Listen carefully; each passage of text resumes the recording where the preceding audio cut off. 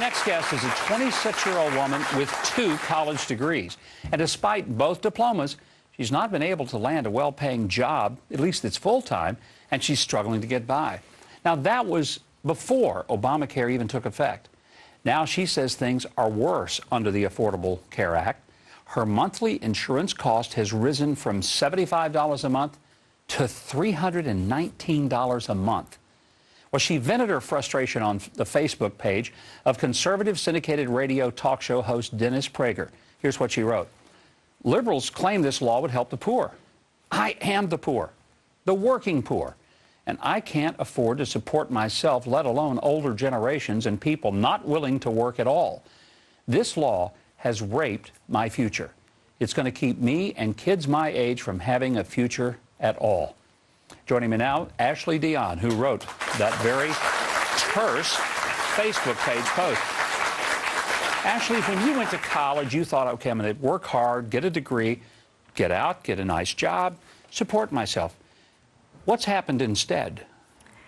Unfortunately, it's just been a struggle, and I think that I'm not unique in that regard, that all of the kids that I went to school with and friends from other colleges are experiencing the same thing. They don't have work in their field.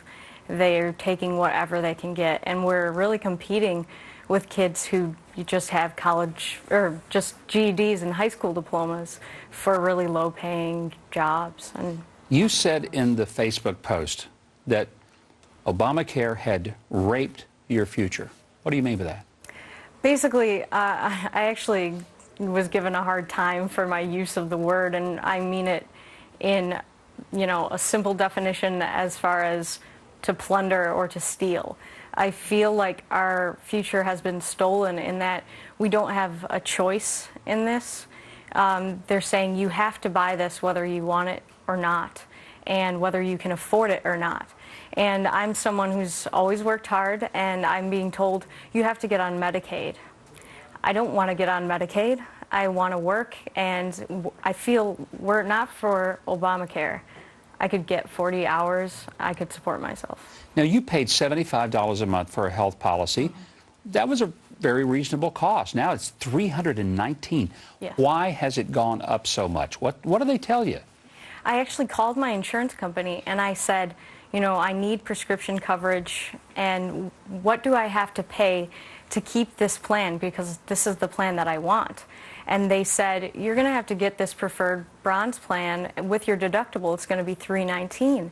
And it bothers me so much that we heard over and over, if you like your plan, you can keep it. And that turned out to be completely false. You liked your plan, didn't you? Yeah, very much. It's but you don't get to keep it. I don't get to keep it. So if you were to get a new plan with your existing coverage, it's going to cost you about $6,000 deductible. Now, can you afford that? Absolutely not. So what do you do? I know that it goes against my beliefs to get on Medicaid, and I really am just leaning towards paying the penalty and just not having that coverage that I need, just because I can't see myself taking aid that I know other people are much more deserving of. And Ashley, the penalty is a lot less expensive than the cost of the health care, right? Absolutely. So how much, how much was the penalty going to cost you versus the $319 a month?